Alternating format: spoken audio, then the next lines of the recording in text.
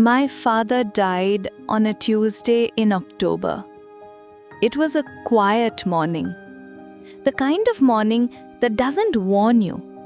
The kind that looks exactly like every other morning until it doesn't. By Friday, my mother-in-law had already called the attorney. By Sunday, I had nothing. What she didn't know, what she couldn't have known, was that my father-in-law, Robert, had spent the last 18 months of his life making sure that this moment would not be the end of my story. He had a second attorney, one Diana had never met, one who had been sitting in an office in a town called Mitchell, waiting for exactly this phone call. This is the story of the blue envelope and what was inside it. My name is Sarah. I married James 6 years ago in a small ceremony at their family's lake cabin in Minnesota. It was August. The water was warm. Robert walked me down the aisle because my own father had passed 3 years before. He didn't have to do that. Nobody asked him to. He just appeared at my side that morning in his blue work shirt with the sleeves rolled up and said, "You ready, sweetheart?" And I said yes. And we walked.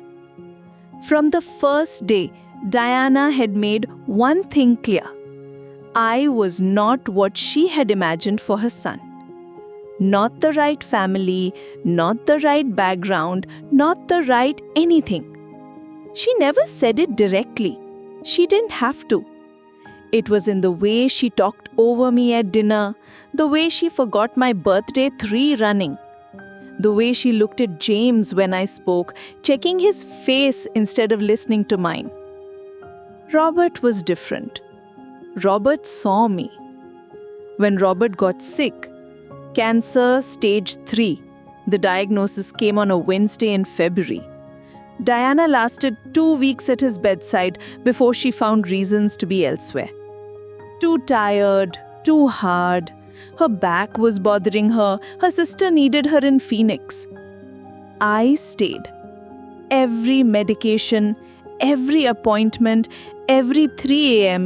when the pain woke him and he needed water and someone to sit with him until it passed. 8 months, I was there for every one of them. On his last night, Robert was very quiet. The kind of quiet that tells you something before the doctors do. He held my hand. His grip was still strong. Carpenter's hands. He had built furniture his whole life, and his hands remembered it even then. He said, "Sarah, I see what you do for this family. I see it even when no one else does." I told him to rest. He said, "Check the blue envelope. It's in my toolbox in the garage. Don't let Diana see it first." I didn't know what that meant. I told him I would. He closed his eyes. He passed at 4:17 in the morning. Robert passed on a Tuesday morning. By Wednesday, Diana had already called the family attorney, a man named Gerald, who had handled Robert's estate paperwork for 20 years. By Thursday, a new will had appeared. Everything, the lake cabin, the house in Stillwater, the savings account with $112,000, the retirement bonds, left jointly to Diana and James. The first was not mentioned, not once, not anywhere. On Friday morning, Diana came to the house. She was dressed nicely. She had her hair done. She carried a small envelope in her hand and she set it on the kitchen counter the way you set down a receipt you don't really need. She said, "This is for you, Sarah, for your trouble. We appreciate everything you did." I picked up the envelope. Inside was a check. $500. I read it twice. $500. For 6 years of marriage, for 8 months of caregiving, for every night shift, for every time I held his hand in the dark and told him he wasn't alone. $500. James was standing in the doorway. He looked at his shoes. He did not say a word. Not one word. I looked at the check for a long time. Then I folded it once. I put it in my pocket. I did not cry. I did not say anything. I went completely cold, the way you go cold when something so wrong happens that your body doesn't know how to be warm anymore. That night, after Diana had gone and James had gone to bed, I went to the garage. Robert's toolbox was on the second shelf. Red metal, old, the handle worn smooth from 40 years of use. I opened it. The blue envelope was taped to the inside of the lid. Not hidden, not buried, taped, like he wanted to be found by the right person and only the right person. Inside was a business card, Mitchell & Sons, estate law, address in Duluth, Minnesota, a phone number, and beneath the card, a note in Robert's handwriting. His looped letters, the narrow T, the slant that always went left. It said, "Call Mitchell, tell him Robert sent you, tell him Diana already called." I sat on the garage floor for a long time. Then I went inside. I made coffee. I waited for morning. At 8 a.m., I called the number on the card. Mitchell picked up on the first ring. I said, "My name is Sarah. Robert Holland sent me. I think Diana already called you." He said, "Yes, she did. I've been expecting you, Sarah. Are you somewhere you can talk?" I said yes. He said, "Robert came to me 18 months ago. He drafted a second will, an irrevocable trust. He told me exactly what would happen when he was gone. He told me Diana would call Gerald. He told me Gerald would produce a new document. He asked me to wait for you, Sarah." I didn't say anything for a moment. Mitchell said, "The original will is in my safe. It has been since the day Robert signed it. It leaves everything to you, Sarah. The cabin, the house, the savings bonds, $127,000, all of it in trust for you." He paused. He said, "Diana's updated will is a forgery. I already knew it would be." Mitchell filed the legal challenge the same week. Diana was summoned to Mitchell's office on a Thursday morning. I was already there when she arrived. I was sitting at the conference table with my hands flat on a folder in front of me. I had chosen a chair with my back to the window, so the light was in her eyes and not mine. She walked in smiling. She was confident. She had Gerald with her. She thought she had already won. Mitchell placed the original will on the table. Diana's smile stayed for approximately 4 seconds. Then it didn't. She said, "This isn't legal." Mitchell said, "It is. Every page notarized, 3 witnesses, executed 18 months before Robert's death, when he was of sound mind and in full legal capacity.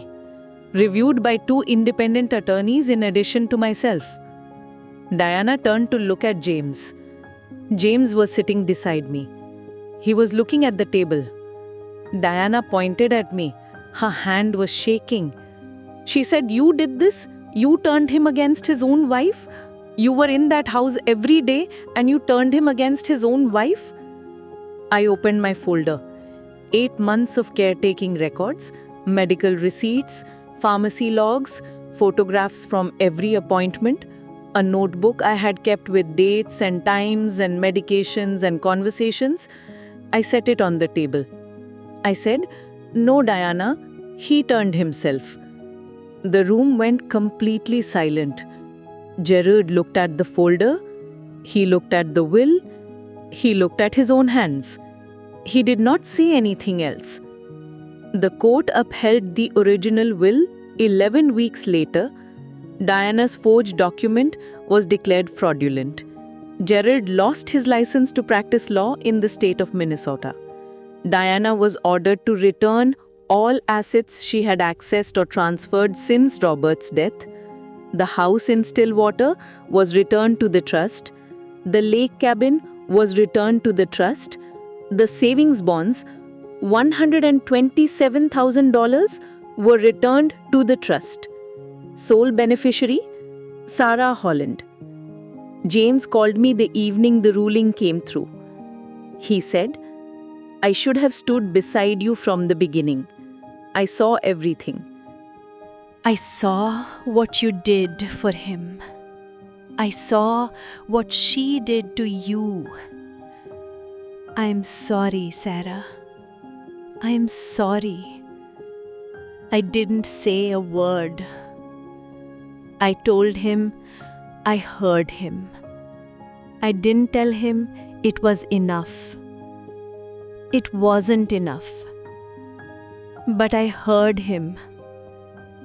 Diana moved out of the family home in March. She moved to Phoenix to stay with her sister. She did not call. She did not write. There was nothing left to say. The judge stamped the final paperwork on a Thursday, the same day of the week that Robert had passed. I don't think that was an accident. I drove to the house that afternoon. I walked through every room. The house was quiet and it was mine, and I stood in it for a long time. Then I went to the garage. I lifted Robert's toolbox off the shelf. I carried it to the kitchen counter. I set it down where Diana had set her envelope 14 months before. The blue envelope was still inside, taped to the lid, right where he had left it. I didn't take it out. Some things you keep exactly where they are. My father-in-law couldn't be in that attorney's office with me, but his handwriting was, his planning was, his love was. Robert had known long before any of us that the people who take from you rarely announce themselves. They wait, they watch, they move quietly when you are at your most vulnerable. And so he had moved first, 18 months before anyone else knew to move at all.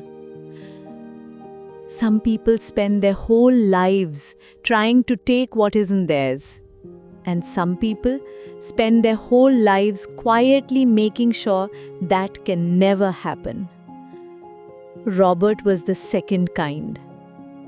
If you have someone in your life who sees you, really sees you, even when the room is full of people who are looking right through you, tell them tonight. Don't wait.